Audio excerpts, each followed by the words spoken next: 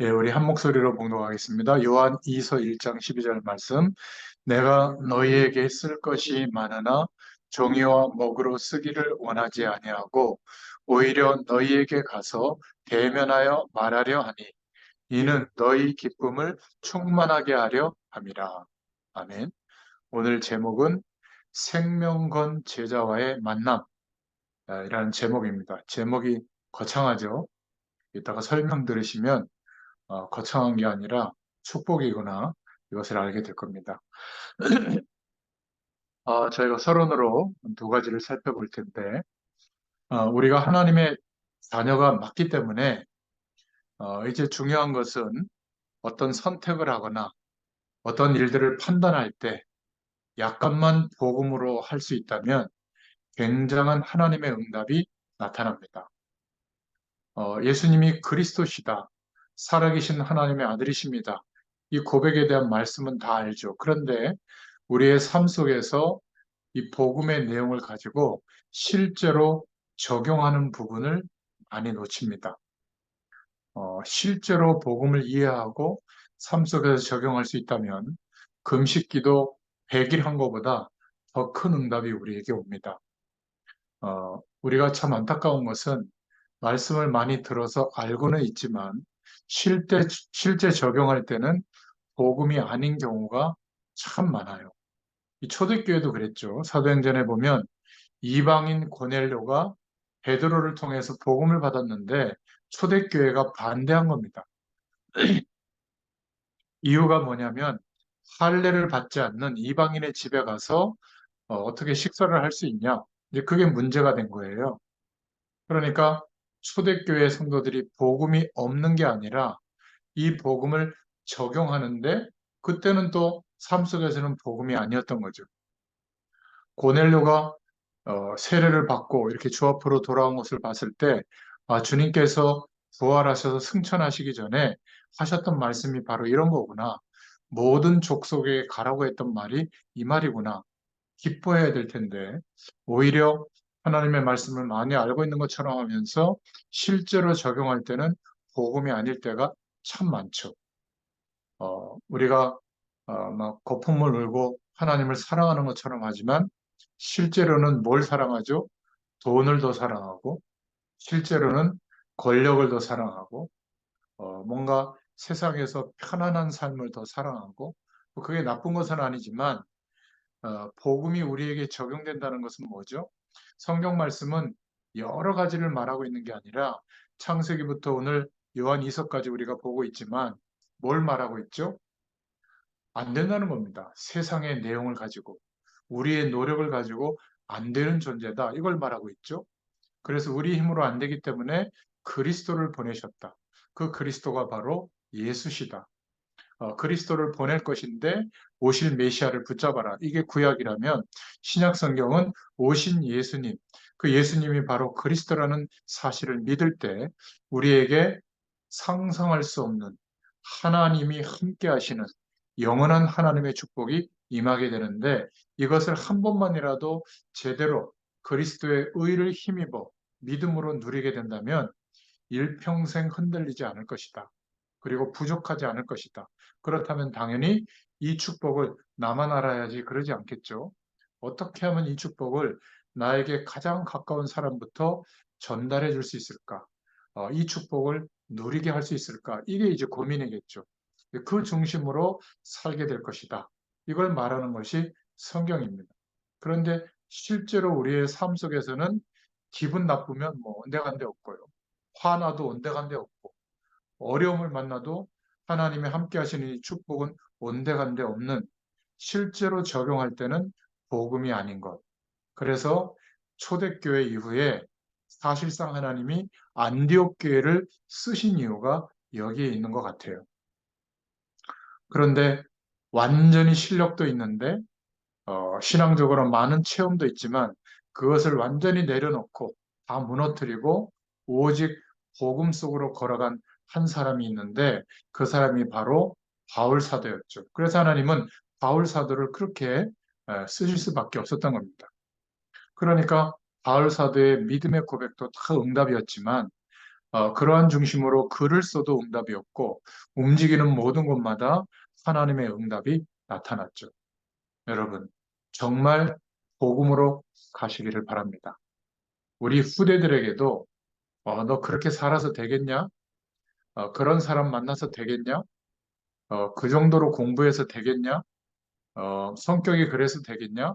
물론 할 수 있는 이야기지만 무슨 일을 자녀가 겪든지 복음으로 갈 수 있도록, 복음으로 해석하고 판단하고 적용할 수 있도록 먼저 복음 받은 1세대인 우리들이 이 축복을 누리고 전달할 수 있기를 축원드립니다. 그래서 복음 체험할 수 있도록 도와줄 수 있기를 바랍니다. 이런 중심으로 요한이서도 보면 좋겠습니다. 두 번째로 우리가 생각해 볼 것은 사도 요한에 대해서인데요. 신명기 21장 5절에 보면 하나님께서 주의 종들에게 세 가지 권세를 주셨다고 말씀하고 있는데 어떤 것이 있냐면 누구나 예배를 드릴 수 있지만 예배권을 주셨다. 또 누구나 판결할 수 있지만 주의 종들에게 판결할 수 있는 권한을 주셨다. 또 누구나 축복할 수 있지만 특별히 축복권을 주신 것을 기억하시면 좋겠습니다. 우리는 만인 제사장, 누구나 다 예수 그리스도를 믿으면 이런 축복이 와 있지만 지금도 목회자들에게, 주의 종들에게 이러한 축복의 권세가 있다는 것을 만약 여러분들이 인정한다면 굉장히 중요한 축복들을 지금도 누릴 수가 있습니다. 원래 이 권세를 가지고 일했던 사람들이 레위 지파 사람들이죠. 그래서 레위 지파 사람들이 주의 일을 감당할 수 있도록 도와준 것이 11조의 시작이었습니다. 어, 그래서 이들이 주로 제사장 역할을 했고 선지자의 일도 했죠. 그리고 초대교회는 사도로 이 축복이 이어져 왔고요. 그러다가 지금 목사에게 이 축복이 이어져 온 겁니다. 사도 요한은 당시 인쇄술도 없었는데 중요한 말씀을 남겼고 그것이 성경에 들어오게 됐죠. 젊을 때 예수님이 직접 12 사도를 세웠을 때는 이 사도 요한이 막내 제자였습니다. 가장 어린 제자였죠. 그때 쓴 글이 바로 요한복음입니다. 요한복음은 예수님이 하나님이시다라는 것을 증거한 내용이죠. 그리고 한 사람, 두 사람 사도들이 다 죽게 되고 이제 마지막에 요한 사도가 남아 있었죠. 그런데 그 당시 교회는 밖에서는 어마어마한 막 순교당할 수밖에 없는 핍박이 일어났고 안에서는 거짓 교사들 그리고 영지주의와 같은 이단들이 막 교회를 무너뜨리고 있는 때에 어, 바로 요한 1서, 2서, 3서를 써서 성도들을 위로하고 그렇게 말씀을 보냈죠. 그리고 마지막 밤모섬의 귀양가 있을 때 요한계시록을 기록한 인물이 바로 사도 요한입니다. 하나님께서 말씀을 맡길 수 있는 중요한 자리가 주의 종들이기 때문에 주의 종들, 목회자들은 굉장히 중요하게 여기셔야 됩니다. 그래서 목사가 되려고 하는 사람은 주의해야 된다. 저는 그렇게 생각합니다. 에이, 이제는 할 거 없으니까 목사라도 해야 되겠다. 이렇게 말하는 사람도 있던데요. 참, 그렇죠. 어떤 마을의 지도자가 되려고 해도 다른 사람이 추천을 하잖아요. 내가 하겠다고 탐내고 있는 것은 벌써 지도자가 아니죠. 하나님의 어마어마한 메시지를 맡기는 것이 목사입니다. 그래서 어떤 면에서는 믿음으로 볼 때 굉장히 두려운 직책이죠.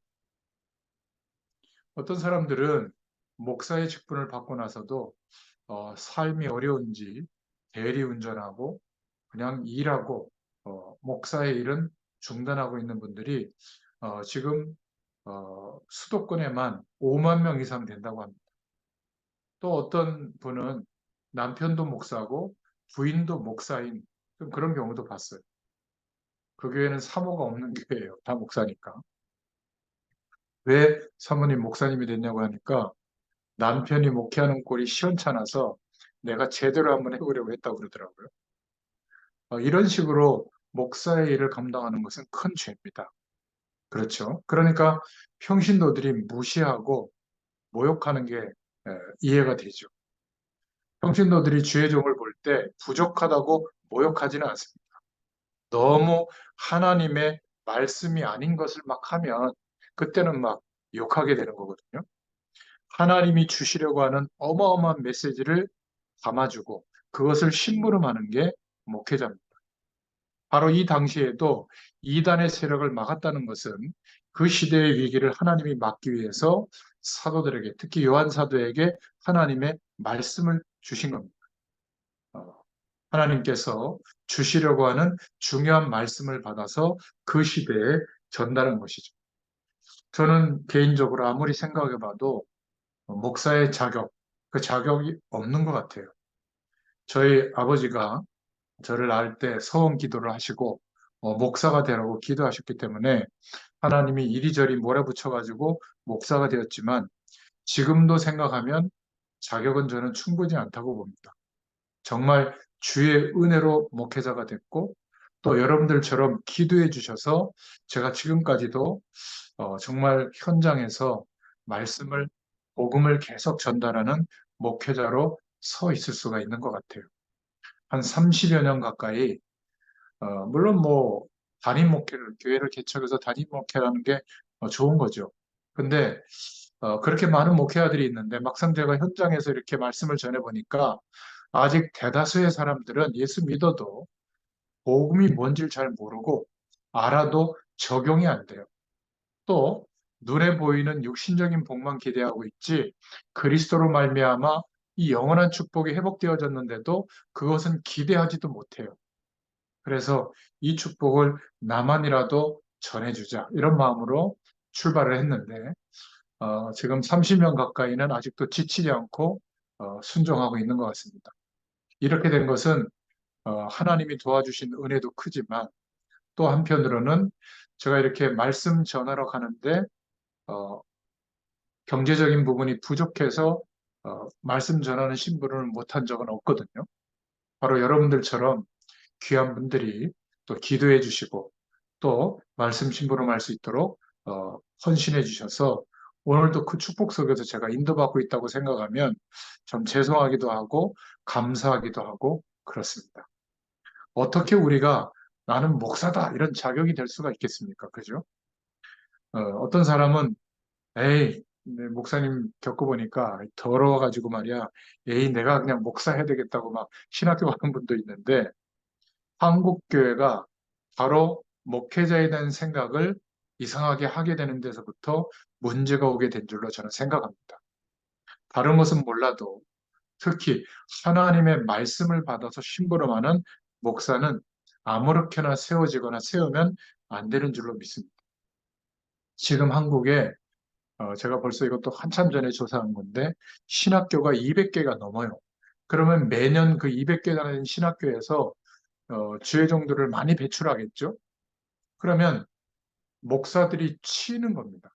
여기저기 다 목사고요. 이상한 사람, 막 뭔가 준비가 안 된 사람들도 막 가득 차고 넘칩니다. 이러다 보니까 한국 교회는 정말 상식 이하의 그런 교회들도 있고요. 또 그런 제가 볼 때는 직업적인 목회자도 참 많은 것 같고 참 그런 것 같습니다. 그런데 하나님이 요한 사도를 하나님이 세우셔서 하나님의 사랑받는 사람은 사랑할 수 있다. 우리를 핍박하는 사람도 사랑할 수 있고 교회 안에 그런 이단의 역할을 하는 사람도 사랑할 수 있다. 또 우리가 견딜 수 있다. 이런 메시지를 하나님께서 요한 사도를 통해서 보내신 겁니다. 그리고 그런 말씀을 통해서 그 시대의 가장 중요한 인물 중에 한 명인 가이오 같은 사람이 세워졌거든요. 초대교회 모든 전도자들이 개인의 삶을 돌볼 필요도 없이 마음껏 복음 운동할 수 있도록 끝까지 모든 전도자들의 삶을 도왔던 인물, 가이오 같은 인물이 요한 사도를 통해서 세워졌다는 사실입니다. 참 중요합니다. 여러분 기억하세요. 목회자의 인격도 실력도 중요한 것 같지만 하나님의 말씀을 받아서 심부름하는 종이다. 이거를 꼭 기억하시길 바랍니다. 어, 여러분들은 그런 분들이 한 분도 없겠지만 여러분들의 후대들을 한번 생각해 보세요. 좀 생각해 보면 지금까지 한 번도 복음을 체험을 못했거나 알고는 있어도 아, 이게 정말 복음의 능력이라는 거구나. 그리스도의 축복이라는 거구나. 기도하니까 내가 노력해서 얻는 응답이 아니라 하나님만 주실 수 있는 진짜 이 응답이 오는구나. 지금도 하나님이 구원할 자들을 내 삶 속에 붙여주시고 또 이렇게 있구나. 전도는 이런 거구나.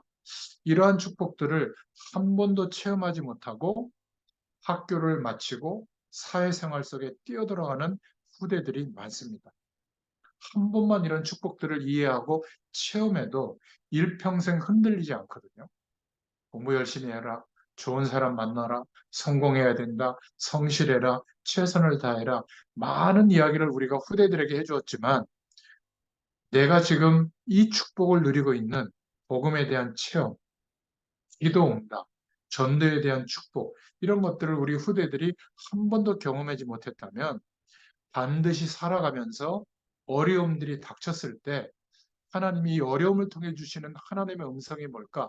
이런 것들이 잘 발견이 안 될 겁니다. 만약 우리 후대들의 삶 속에 이러한 사실들이 뿌리 내려져 있다면 지금도 그들을 통해서 하나님의 굉장한 일들이 벌어지게 될 줄로 믿습니다. 지금 저와 여러분이 대단한 일을 하고 있는 게 아니라 일주일에 한 번 시간을 정해서 장소를 정해서 지금은 비대면이 끝났는데도 비대면으로 계속하고 있지만 아무튼 코로나 시국 전에는 매주 만났단 말이에요. 제가 이런 기기를 사용할 수 없을 때 이제는 사용할 수 있으니까 안 좋은 영향은 비대면으로 만나긴 하지만 대면으로 이제 만날 생각을 안 한다는 거. 이거는 좀 불이익이긴 하지만요. 어쨌든 이런 축복 속에서 매주일 짧은 시간이지만 하나님의 말씀을 그것도 어떤 목적이 있어서가 아니라 복음을 설명하고 복음을 들을 수 있도록 그렇게 말씀을 나누고 있는데 벌써 많은 시간이 지났잖아요. 너무 놀라운 것은 여러분들의 신앙 색깔이 또 신앙의 수준이 저보다 낮거나 저하고 비슷해진 겁니다. 왜냐하면 매주 아멘 아멘 하시다 보니까 듣기 싫어서 그만두든지 아니면 계속 듣다 보면 믿음이 회복되든지 둘 중에 하나거든요. 제가 지금 볼 때는 여러분들은 믿음이 다 회복되신 것 같아요. 얼마나 감사한지 모릅니다. 이제는 성경 66권을 복음으로 볼 수 있는 설명도 거의 다 끝나갑니다. 그렇죠? 정말 감사할 일들이 많아요. 자, 이런 중심으로 오늘 요한이서 짧지만 말씀을 보겠습니다. 110사람 얘기를 말씀 전할 때마다 또 하게 되는데 아니 요한이서는 한 장이 아니라 반 장밖에 안 되는데 뭐 그렇게 말씀 준비를 많이 하냐고. 한 10분이면 할 텐데 똑같이 창세기 50장 준비하는 시간하고 똑같이 걸렸어요. 이게 여러분이 말씀을 전해보면 압니다. 누군가에게 양육하는 말씀을 준비해보면 본문이 짧다 길다 떠나서 하나님이 전달케 하시는 말씀을 붙잡고 전달하는 거거든요. 그것을 정리했을 뿐이에요. 그래서 내용과 빈도는 똑같다고 보시면 됩니다.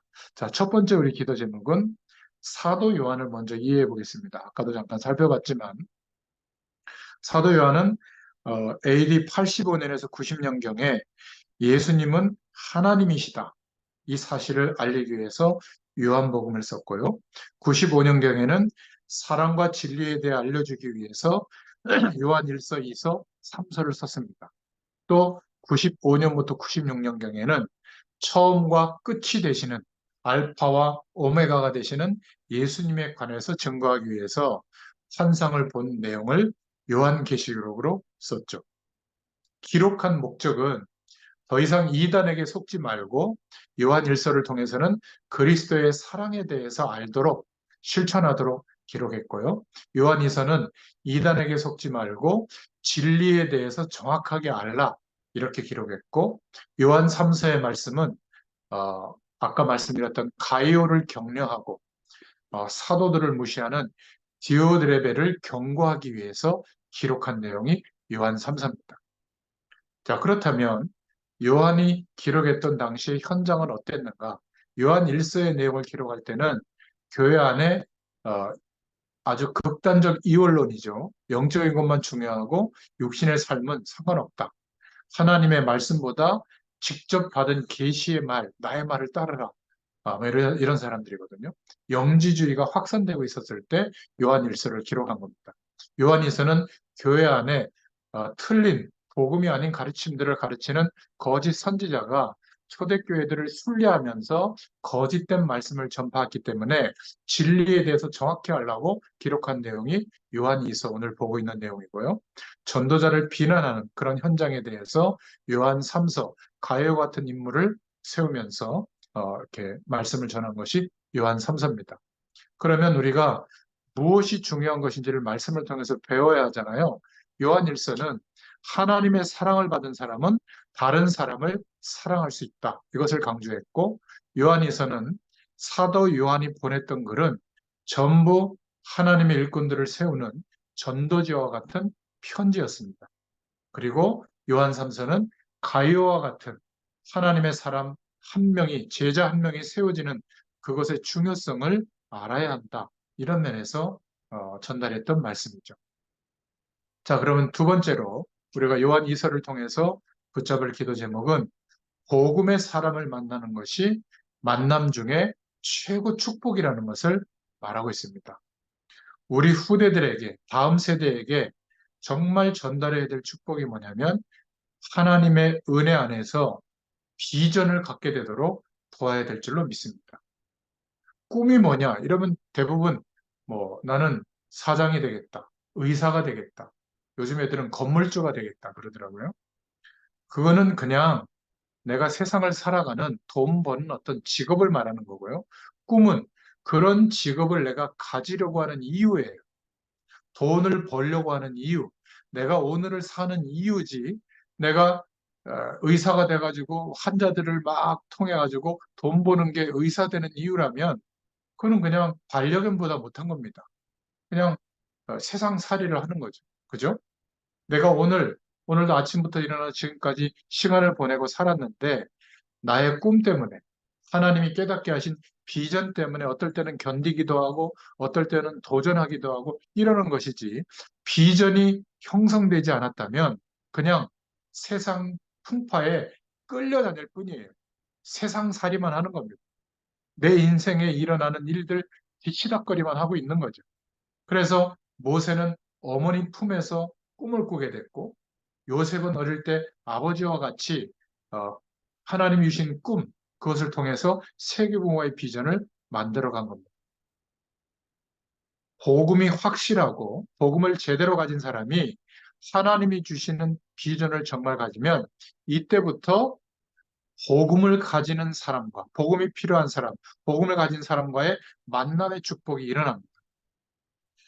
어떤 저희 교회 권사님이 목사님, 제가 선교를 위해서 막 헌신하기 위해서 저 그분 볼 때 돈도 좀 있는 분인데 이렇게 살아서는 안 되겠다. 내가 직접 나서서 저는 돈을 좀 벌어야 선교도 하고 막 주의 종들을 돕겠다는 거예요. 그러더니 어느 날 쌀을 가지고 이렇게 팔고 사고 하면 돈이 벌린다고. 그래가지고 그런 현장에 갔다가 어떤 남자분 한 분을 이제 복음을 전하고 양육할 사람이 필요하다고 해서 아무래도 본인은 여자니까 목사님이 좀 도와주면 좋겠다. 그래가지고 가서 만나려고 간 것이 영등포입니다. 몇 년 전이죠? 한 6년쯤 벌써 됐죠. 그러니까 저는 여러분들 같은 분들을 만나리라고는 생각도 못하고 그냥 간 거예요. 갔더니 그때 임모 그 장로님 또 거기 있었고 또 여러분들이 이제 만난 거 아닙니까? 이렇게 오래 만나게 되고 또 함께 복음에 대한 꿈을 꾸게 될 줄은 몰랐는데요. 하나님이 준비하셨던 만남인 거예요. 그 영등포다 보니까 누가 또 얘기를 해줘가지고 영등포에 그분이 있었는데 하고 박 집사님께 제가 전화했거든요. 하필이면 또 걸어서 5분 거리라고. 그래가지고 오셔가지고 또 이렇게 만나게 되고 또 어머니도 이제 뵙게 되고 또 장례할 때 또 제가 가게 되고 또 우리 서 집사님 분도 만나게 되고 또 우리 권사님 자녀분 제가 주례도 하게 되고 아마 지금 대기하고 있을 텐데 뭐 100일인가 뭐 돌인가 이제 곧 돌아온다면서요, 돌이. 아마 뭐 필요하면 연락하십시오. 가서 또 말씀 전해드려야죠. 그게 또 기회가 돼서 우리 자녀들 내외가 또 말씀 등속에 들어오겠죠. 저는 항상 모든 것을 이런 기대를 하고 움직이다 보니까 만남의 축복이 일어나는 거예요. 여러분도 마찬가지일 겁니다. 복음을 제대로 가진 사람이 하나님이 주신 전도와 선교에 대한 비전을 가지게 되면 하나님이 준비하신 만남의 축복들이 계속 일어납니다. 우리 후대들이 누구를 만나느냐에 따라서 인생이 완전히 달라지죠. 그렇지 않습니까? 복음 안에서 하나님이 주신 비전을 갖게 되도록 여러분들이 꼭 도와줄 수 있기를 바랍니다. 그래서 초대교회는 간절한 기도를 편지에 담아서 주로 전달했죠. 우리도 간절한 기도하는 대상이 있다면 같은 역사가 일어나게 될 줄로 믿습니다. 요한일서 1장 1절에 보면 주의 종이라는 하나님의 말씀을 심부름하는 그런 자부심을 가져야 한다. 또 택하심을 입은 사람에게 편지했다. 참으로 사랑하는 사람에게 편지한 것이다. 진리를 아는 사람에게 보냈다. 우리 안에 거하는 진리는 모든 것이다. 1장 2절에. 1장 3절에는 은혜와 평강이 우리 안에 있다. 이렇게 말하고 있죠. 그래서 초대교회는 하나님의 비밀이 통하는 사람들과 만나게 하시고 그 교제를 계속하게 했고 이들이 함께 힘을 합쳤을 때 너무나 연약했지만 하나님의 능력이 나타나고 세계복음화의 일들이 일어났죠. 요한 3서 1장 2절에 이들은 기도가 통했고요. 요한 1서 5장 11절 13절에 전도 계획이 통했습니다. 로마서 16장 25절에 보면 하나님의 숨은 뜻이 통했고요. 로마서 16장 26절 영적인 축복을 누리는 누림이 통했고 또 로마서 16장 27절에 영광 돌려드리는 목적이 통했습니다. 여러분, 우리 후대들에게 한번 편안하게 물어보세요. 너의 꿈이 뭐냐? 집 몇 채 사가지고 전세 주거나 월세 줘가지고 그 돈으로 먹고 여행 다니고 노는 게 꿈이다. 그거는요, 인간이 가져야 될 꿈은 아닙니다. 그죠? 뭐, 돈 많아서 뭐 10끼를 먹겠습니까? 많아야 한 3, 4끼 먹지 않겠어요? 더 많이 먹기 위해서, 더 잠 편안한 곳에 자기 위해서, 그거라면 너무나 안타까운 것이죠. 그것 때문에 하나님이 창조의 능력을 동원해서 우리를 구원해 주셨을까요? 아직도 샤머니즘 같은 불교도가 기도하는 기도 제목이나 모슬렘 성도들이 기도하는 기도 제목이나 교회에서 기도하는 기도 제목이나 비슷하다면 생각해 봐야 됩니다.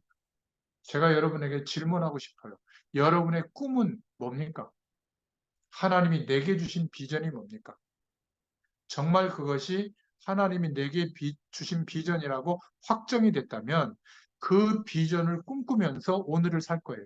그것 때문에 일하고, 그것 때문에 어려움도 견디고, 그것 때문에 시간 날 때는 또 공부하고, 그것 때문에 도전하고, 그것 때문에 어떨 때는 쉬고, 어떨 때는 그것 때문에 고난 속에도 일부러 들어가고, 사는 이유가 진짜 있는 것이죠. 특히 한국 사회도 그렇지만 주로 남성들이 바깥에 일하고 수입을 가지고 사는 구조가 많단 말이죠.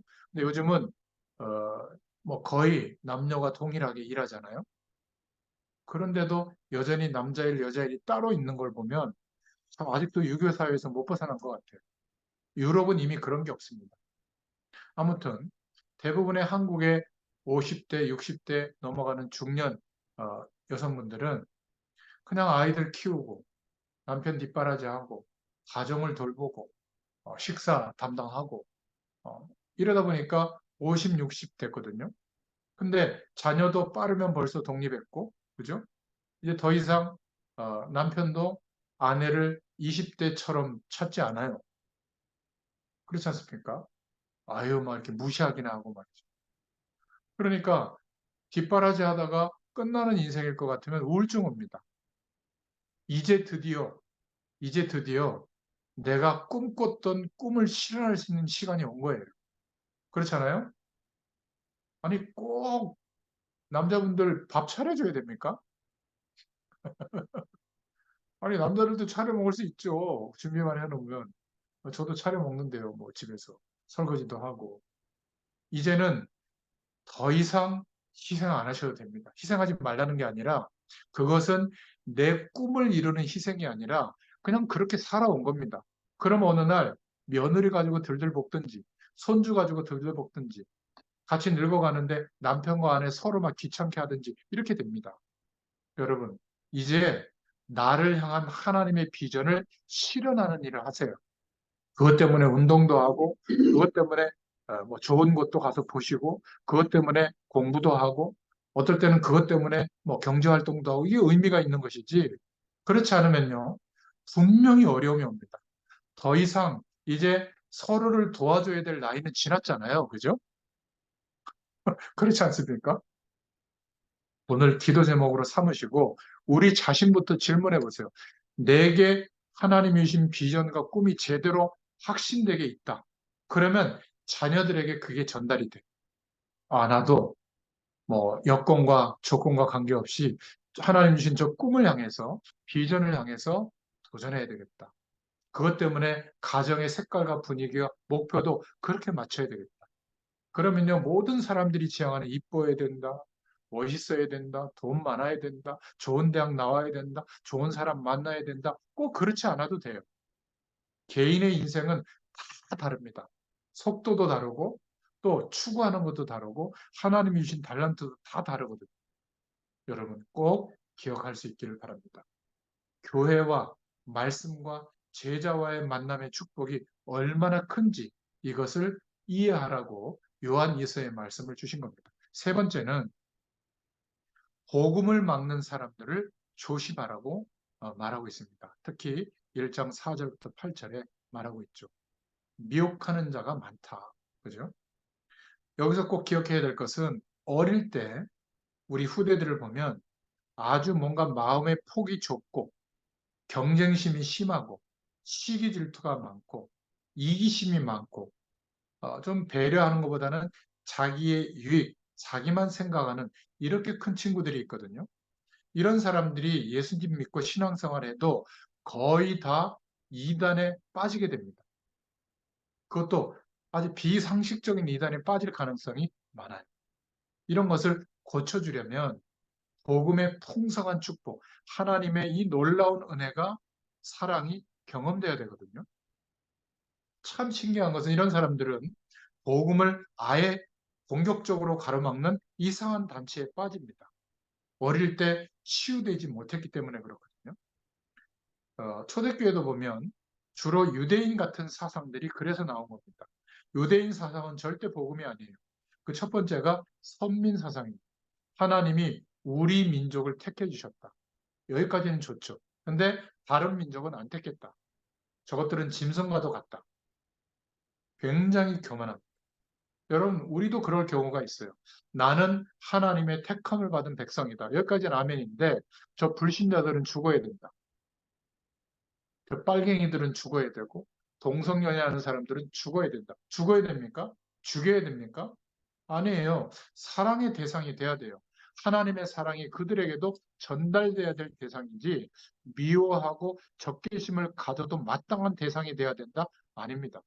공부 못하고, 방황했던 친구들은 무조건 못 살고 아주 이상한 차별을 받아도 됩니까?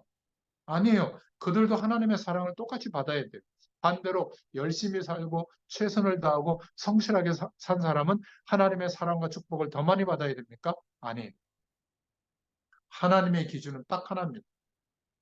하나님의 기준이 뭐죠? 아들이 있는 자에게는 생명이 있고 아들이 없는 자에게는 생명이 없더니라. 예수님을 그리스도로 믿는 믿음이 내가 노력해서 살아온 그 어떤 것보다 가장 중요한 기준으로 믿고 있는 사람. 이 사람이 축복의 대상이에요. 그런데 대부분 최선을 다해서 열심히 살면 결과가 오거든요. 전문성의 결과, 성공의 결과가 옵니다. 그런 것을 가지고 있는 분들을 제가 만나봤는데 거의 다 그런 분들이 없어요. 희박해요. 내가 이루어놓은 노력의 가치에 대해서 자부심을 무지 가지고 있고요. 그것을 가지고 사람들을 거의 다 판단하고 있습니다. 교회 안에서도 주로 어떻게 보고 있냐면 교양이 있기 때문에 막 얘기는 안 하지만 아유 저 교양 없는 것들, 아유 저 무식한 것들, 에이 저 치유받아야 될 것들 이렇게 생각하고 있는 사람들이 많아요. 어떤 사람은 노골적으로 그것을 드러내 놓습니다. 그래서 애들한테도 그러더라고요. 야, 쟤하고 놀지 마. 쟤네 집에 갈지 마. 엄마 왜요? 아이 수준 떨어져. 교회에서 제가 그런 소리 들었다니까. 본인은 얼마나 수준이 높았어요. 제가 이렇게 가만히 보니까 복음의 눈으로 보니까 복음의 축복을 전혀 못 누리는 사람이에요. 이 놀라운 하나님의 축복을 경험하면 내가 높아지는 게 아니라 나는 한없이 작아집니다. 왜? 이 하나님의 축복 때문에 내가 살고 있는 것을 알게 되거든요. 그렇잖아요. 나라고 하는 존재가 노력해서 기여한 게 요만큼도 없다는 은혜의 복음이고 믿음의 복음입니다. 선민사상. 가장 경계해야 될 복음이 아닌 것들이죠. 또 율법주의는 정죄에 빠지게 됩니다. 하나님의 말씀을 많이 아는 것은 좋은데 이건 맞고 틀리고 이게 기준이 돼버리면 하나님의 사랑, 복음의 기준, 그리스도의 축복보다 알고 있는 말씀에 대한 지식이 위에 올라와서 판단합니다. 또 예배는 이렇게 드려야 돼, 저렇게 드려야 돼, 이런 방법이어야 돼. 그것까지는 좋은데 그것을 복음보다 위에 올려놓은 의식, 제도, 전통적인 것 이런 것들을 굉장히 강조했거든요. 이런 내용을 가지고 돌아다니면서 순회하면서 계속 초대교회 성도들에게 막 이런 것들을 설파한 거예요. 예수 그리스도 그분은 신성이 없다. 그냥 우리와 똑같은 인간이다. 막 이러면서 말이죠. 그리고 메시아를 기다리는데 육신적인 메시아를 기다리는 겁니다. 모든 저주에서 사단의 배경에서 하나님 떠난 문제를 해결하신 그 그리스도를 기대하는 게 아니라 우리 민족을 세계의 가장 높은 민족으로 정복할 민족으로 세우실 정치적 메시아만 기다렸던 거예요. 그런 눈으로 보니까 예수님은 자기들 손에 죽었잖아요. 어떻게 메시아가 될 수 있냐는 거예요. 한 번도 복음 속에 있었던 본 적이 없어요. 유대인들. 우리도 복음 막는 이런 사람들에게 속지 말아야 될 줄로 믿습니다. 요한에서 1장 4절부터 5절에 연약한 부녀자들을 속이고 요한 2서 1장 7절 8절에 그리스도를 예수가 그리스도인 것을 부인하고요. 열심히 순회하며 비진리를 전하고 있죠. 9절부터 11절. 지금도 이 시대에도 그런 팀들이 있죠. 교회는 완전히 아니다 이러면서요. 추수꾼들을 준비해가지고 교회마다 보내서 교회를 무너뜨리려고 하는 그런 이상한 단체들도 있습니다. 그리스도를 모르면 완전히 실패하게 됩니다. 결국 육신적 메시아를 대망하는 유대 사상을 이용해서 복음을 가로막았고요. 사단이 그렇게 역할을 합니다. 바리새인들의 신학은 그리스도의 신성을 부인했거든요. 이게 이용당한 겁니다. 영지주의는 그 당시 이단인데 그리스도의 인성을 부인했어요. 예수님은 그리스도가 아니다. 그리스도께서 이 땅에 오셨다가 예수님께 잠깐 임했다가 다시 승천했다. 이런 식으로 속이고요. 구원받은 사람 중에도 혼란이 와가지고 율법과 함께 그리스도를 붙잡고 할례의식과 함께 그리스도를 똑같이 붙잡는 거예요. 그러니까 헷갈리는 거죠. 우리 후대들도 사단이 자꾸 속이고 가로막게 되어 있는데 막는 길은 예수 그리스도의 복음밖에 없는 줄로 믿습니다. 우리 후대들이 그래서 다른 기준을 우리에게 주신 게 아니라 그리스도를 보내셨구나. 우리 보고 그렇게 중요한 일을 최대한 잘하면서 살아라고 한 게 아니라 완전하게 이루신 그리스도의 일을 예수님이 이루셨다고 십자가에서 죽으시고 부활하심으로 이루셨다고 그 사실을 믿으라고 믿음의 법을 우리에게 주신 거구나. 이게 이해되도록 전달해야 될 줄로 믿습니다. 왜 예배 안 드려? 왜 11조 생활 안 해? 왜 기도 안 해? 뭐 나쁜 얘기는 아닌데 그것은 복음이 아니에요. 복음을 설명하기 위해서 예배도 설명할 수 있어야 되고, 복음을 설명하기 위해서 기도를 설명하는 것이지, 예배, 기도, 헌금, 주의 종들에게 잘하는 거, 그게 복음은 아닙니다. 그렇죠? 근데 우리는 많은 잔소리로 신앙 행위를 설명하는데, 정작 내가 어떤 복음의 기준에 서 있는지는 설명 못할 때가 많아요. 주로 적극적으로 노력하는 기준만 설명을 많이 했거든요. 믿음은요, 노력하는 게 아닙니다. 하나님이 은혜로 주신 거예요. 믿음조차도. 자, 네 번째로 요한일서 1장 9절부터 11절에 그래서 이 땅에는 적 그리스도가 많다. 어릴 때 상처받은 아이들, 어릴 때 너무 부정적인 아이들은 정말 성인이 되기 전에 또 성인이 되어버렸다면 1년에 한두 번은 자녀들하고 깊은 대화를 할 수 있는 기회를 하나님이 주거든요. 그때 좀 얘기해 주면 좋겠어요. 사과도 하시고 엄마 아빠가 미안하다. 그런데 너는 그런 상처 속에 있지 말고 완전히 해결하신 주님을 붙잡고 인도받았으면 좋겠다. 엄마 아빠가 앞으로 더 잘할게. 그러나 엄마 아빠는 너를 하나님께 맡겼고 하나님이 너를 치유하시고 가장 중요한 축복 속에 인도하실 것을 믿고 기도하고 있다. 이런 진심의 얘기를 해주셔야 돼요. 그래야 상처받았던 것들이 좀 내려놔지거든요. 그렇지 않으면 아이들이 교회 가고 신앙생활에도 막 대단하게 열심히 신앙생활하는 것 같은데 믿음이 안 자라요. 상처를 가지고 크는 아이들. 꼭 기억해야 됩니다. 여러분, 목사님들이나 사모님들을 여러분들 많이 만나봤을 텐데 그런 분들 중에도 영적으로 문제가 와 있는 성격을 가지고 있는 분들이 많아요. 그런 분들은 어떻게 하냐면 막 집요하게 막 사람들을 괴롭히거든요. 내가 아니어도 되잖아요. 여러분들이 저 말고 다른 분들에게 신앙 훈련을 받고 전도자로서 세워진다고 한다. 그러면 저는 오히려 짐을 덜었다고 생각하고 감사할 거예요. 좀 아쉽기는 하지만 내 메시지만 들어야 되고 내 가르침만 받아야 되고 이거는요 굉장히 이상한 겁니다. 그러니까 이렇게 좀 문제가 어릴 적부터 있어 오다가 이게 치유가 안 된 채로 뭔가 어른이 되고 역할을 하고 있어서 그렇구나 이렇게 이해하시면 되겠습니다. 당시에 적 그리스도는 어떤 모습이었냐면 요한일서 1장 7절에 도녀자와 세신자, 약한 사람들을 미혹했고요. 또 이 당시 이단들인 영지주의는 그리스도의 육신으로 오신 것을 부인했습니다. 요한복음 10장 30절에 보면 율법주의를 강조했던 바리새인들은 그리스도의 신성을 부인했어요. 그러니까 육신으로만 또 생각한 거죠. 요한일서 1장 9절부터 10절에 유대인들은 예수님이 하나님의 아들로 오신 참 하나님이시다. 이거를 부인한 겁니다. 그리고 예수님의 재림에 대해서 굉장히 혼란스러워했죠.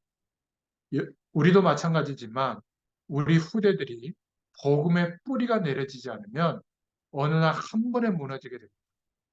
이단의 세력들이 뭔가 가문이설로 그런 상처를 자극하면서 뭔가 교회의 문제를 들춰내면서 그리고 자신들이 누리고 있는 귀신의 가르침과 영적 현상을 체험하는 것을 한 번만 경험시켜 주잖아요. 완전히 폭빠집니다. 복음의 기준을 모르면 그렇게 되거든요. 그래서 이런 내용들도 한 번은 들려줄 수 있어야 돼요. 너무나 감사한 것은 여러분들이 직접 말해주지 못하더라도 할 수 있는 방법이 있잖아요. 그 유튜브 주소 하나 보내주세요. 보라고. 얼마나 제가 자세하게 설명합니까? 그죠? 꼭 들어봐라. 어, 이런 어려움들이 너희들 가는 길에 있을 텐데 말씀으로 좀 답을 얻었으면 좋겠다. 이렇게 밑에 문자만 하나 딱 집어넣어주면 될 거 아니겠어요? 오늘날의 적 그리스도는 누굴까? 계시록 2장 1절부터 10절에 보면 복음을 가로막는 힘, 권력을 가진 사람들입니다. 어, 교권의 세력 이렇게 이해하면 되겠습니다. 요한에서 1장 7절부터 10절에 보면 복음을 틀리게 말하는 이단들도 많고요. 또 요한복음 8장 50절 56절에 보면 교회 안에 있는데 복음을 가로막는 적그리스도 역할하는 사람들. 또 정통 교회가 복음이 없었잖아요. 그래서 어마어마한 핍박을 가했죠. 중세교회가 그 역할을 한 겁니다. 존 웨슬리, 찰스 피니, 조나단 에드워드, D.L. 무디 이런 전도자들을 방해했던 사람들이 적 그리스도 역할을 했던 겁니다. 더 무서운 사실은 적 그리스도의 역할을 하면서도 자신이 그런 역할을 하는지 모르고 있다는 사실이 참 이게 놀라운 겁니다.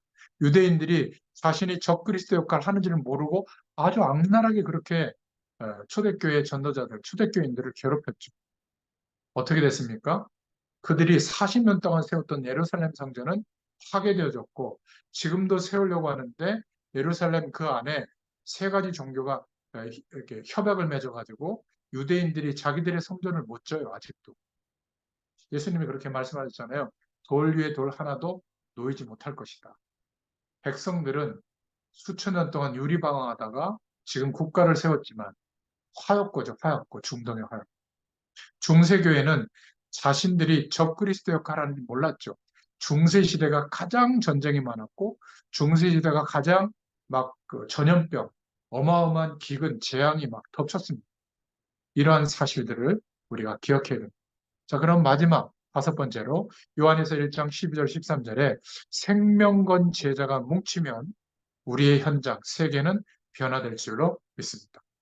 저 여러분의 마음속에 이런 마음을 품어야 돼요. 언약 잡은 하나님의 사람, 이 시대에 남겨진 렘넌트, 남은 자, 이 한 사람만 나와도 세계는 변화될 수 있다. 그래서 내가 너희에게 쓸 것이 많으나 종이와 먹으로 쓰기를 원하지 아니하고 오히려 너희에게 가서 대면하여 말하려 하니 이는 너희 기쁨을 충만하게 하려 합니다. 그래서 우리는 한 번 더 이해해야 되겠습니다. 세 가지 헌신에 대해서 우리가 기도 제목을 분명히 해야 되는데 첫 번째로 하나님의 은혜를 누리는 것이 하나님이 원하시는 가장 중요한 헌신이에요. 중직자들이 놓치기 쉬운 게 뭐냐면 교회 가서 자꾸 일을 하려고 그래요. 어떤 직책을 맡아가지고 어떤 교회 사업을 맡아서 그거를 막 열심히 하면서 막 사람들 앞에 막 보여지는 그런 그게 헌신인 줄 알아요. 하나님이 원하시는 가장 중요한 첫 번째 헌신은 하나님의 은혜를 누리는 게 하나님이 원하시는 가장 중요한 헌신이다. 우리가 뭐 해야 될까? 그것도 중요하지만 두 번째 헌신, 하나님이 우리와 나와 여러분과 함께 하심을 누리는 것이 가장 중요한 헌신. 하나님이 나와 함께 하는 것을 잊어버리지 않는 것. 언제나 어려움이 와 있을 때도. 하나님이 함께 하시다면 문제가 될 게 뭐가 있겠어요. 그죠? 그리고 세 번째, 어느 정도로 헌신해야 될까를 알고 있는 사람. 초대교회는 자신들의 생명을 드릴 만한, 순교할 만한 가치를 발견했죠. 이 복음이 땅끝까지 증거되어야 될 이유를 발견했습니다. 그것이 생명의 순교의 피를 흘려서라면 그게 가능하다면 순종한 거예요. 생명건 헌신이 되어진 거죠. 이 사람이 편지를 썼는데 바로 그 편지가 도달하는 곳마다 생명이 살아나는 생명을 살리는 헌신이 된 줄로 믿습니다. 여러분, 이 헌신이 된 사람이 누군가에게 도움을 드릴 때 그 도움이 생명을 살리는 도움이 되는 거예요. 여러분들이 주의 종들에게 무언가를 도움을 드리고 헌신을 한 그것이 생명건 헌신이 되는 겁니다. 그죠? 그러니까 막 목숨을 걸고 막 어마어마한 일을 한다 그게 아니라 하나님의 축복을 누리는 사람, 그 축복을 알고 있는 사람이 내가 무엇 때문에 인생을 사는지 그 꿈과 비전을 가지고 한 모든 행위와 말은 생명건 헌신의 일이 될 줄로 믿습니다. 그래서 사도 요한이 쓴 요한복음, 요한 1서, 2서, 3서, 요한계시록은 생명을 살리는 헌신이 된 거예요. 그래서 제자들에게 보낸 요한의 인사, 오늘 보니까 요한에서 1장 12절에 종이와 먹으로 쓸 말이 너무너무 많지만 그러나 만남을 통해서 그리스도의 기쁨이 충만해질 것을 기대하고 너희들에게 갈 것이다. 이렇게 말했죠. 1장 13절에 택하심을 입은 사람들에게 고난했다. 이렇게 기록하고 있습니다. 그래서 우리는 마지막으로 다시 한번 기억하시길 바랍니다. 하나님이 원하시는 최고의 헌신이 뭘까? 우리 후대들을 생각할 때 좋은 배우자를 만나고 손주, 손녀 잘 낳고 잘 키워서 행복하게 사는 것. 육신적인 부모는 다 그렇게 생각하지만 우리만이라도 다른 기도 제목을 가지세요. 우리 후대들이 어떤 메시지를 붙잡느냐. 이게 중요해요.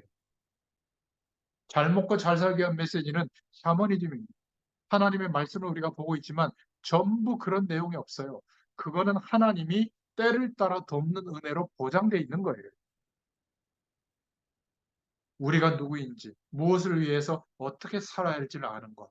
그래서 우리 후대들이 어떤 메신저를 만나는가, 어떤 주의 종을 만나느냐, 이게 전부예요. 그거를 두고 기도할 수 있기를 바랍니다. 그리고 알려줘야 돼요. 너희들이 할 수 있는 최고의 헌신이 뭐냐?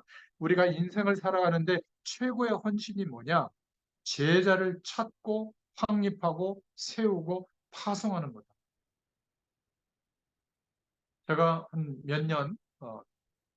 몇 년인지 기억도 안 나네요. 여러분들처럼 이렇게 만나다 보니까 기억이 안 나는데, 함께 현장에서 말씀으로 동고동락했던, 세웠던 그런 부부가 있어요. 결혼까지 하고 아이를 낳고 어, 이제는 충주에 이사를 가서 이제 어쩔 수 없이 거기서 다른 교회를 가게 됐는데, 거기서 평신도인데 저랑 비슷하게 똑같은 역할을 합니다. 현장에서 기도했던 사람들을 초대해서 복음 전하고, 그들 중에 말씀을 원하는 사람 양육하고, 양육하다가 말씀 운동 다락방을 세워놓고 저처럼 또 복음 메시지를 계속 주고, 또 그들을 분기에 한 번, 6개월에 한 번 다 모아가지고 어, 거기 담임 목사님 모시고 이들에게 이렇게 중요한 메시지를 좀 받게 하고, 이런 역할을 해요. 그리고 목사님 모시고 또 선교 현장 갔다 오고요. 아프리카 또 갔다 오고. 저하고는 지금은 이제 더 이상 만나지는 않죠. 파송한 겁니다. 어떤 면에서. 제자를 찾고 확립하고 세워서 파송하는 역할. 꼭 내 밑에 두고 내가 막 요리해야 되겠습니까? 그거는 성경적인 정신에 위배되는 거예요. 파송해야 돼. 흩어져야 되는 거죠. 흩어져서 또 재생산할 수 있어야 될 줄로 믿습니다. 그래서 우리 후대들에게 알려줘야 될 가장 최고의 헌신이 뭐냐? 제자 찾는 거다. 우리의 환경 속에서 찾는 거지만 더 눈을 열어서 마태복음 28장 16절부터 20절에 모든 족속으로 가서, 마가복음 16장 15절부터 20절에 만민에게 가서, 사도행전 1장 8절에 땅 끝까지 이르러 제자를 찾고 세우는 것. 그것 때문에 돈 벌고, 그것 때문에 건강을 유지하고, 그것 때문에 자녀를 키운다면 다른 비전을 붙잡은 것. 그리고 끝나는 것이 아니라 편지나 전도지로 이 당시에 제자들을 확립했던 것처럼 이제는 하나님이 우리에게 주신 모든 도구를 활용해서 저처럼 이렇게 뭐 유튜브나 아니면 줌이나 여러 가지 미디어나 이런 내용들을 활용해 가지고 어떻게 하면 이 말씀을 계속 풍성하게 전달하고, 결국은 이들이 더 이상 이 말씀을 받아야 될 입장이 아니라 전달해 줄 수 있는 그 은혜 속에 세워질 때까지 어떻게 전달할 수 있을까 찾아보면 너무너무 많아요. 여러분 뭐 AI 시대, 인공지능 시대 두렵습니까? 저는 막 기대하고 있어요. 워낙 우리가 허황된 꿈만 꾸고 있으니까 막 내가 재벌이 돼가지고 어마어마한 자금력을 가지고 어마어마한 인력을 동원해서 세계 봉음하겠다. 전 세계를 막 비행기 타고 돌아다니면서 전 세계 동원해가지고. 그거는요, 세상 사람들이 하는 욕심이에요. 하나님께서 세계 복음화를 직접 하고 계시는 겁니다. 우리는 이 사실을 믿고 나의 삶 속에서 어떻게 할까? 그러면 지금도 할 수 있어요. 여러분, 전도하고 선교하는 주의 종들을 위해서 여러분이 돕는 거, 기도해 드리는 거, 그것도 세계봉화 일입니다. 우리 후대들이 외국에 간다 그러면 선교 정신을 심어서 보내는 거, 그것도 선교예요. 그렇죠? 내 주변에 와 있는 다민족들이 있거든요. 무시하지 말고 사랑으로 대해주는 것도 선교예요. 그들 중에 하나님이 그 나라 살릴, 그 민족을 살릴 제자 될 사람을 우리가 워낙 안 가니까 우리 옆에 붙여준 줄 누가 알았겠어요. 그죠? 백인들은 막 이렇게 막 공경하고 말이죠. 막 피부가 시커멓거나 우리보다 문화권이 나인 사람들은 막 업신여기고 무시하는 경향이 있는데, 그런 성교를 모르는 사람들. 저는 지금도 빨리 인공지능이 활성화되기를, 한 달에 돈 10만 원씩 구독료를 받아도 전 낼 용의가 있어요. 얼마나 좋아요.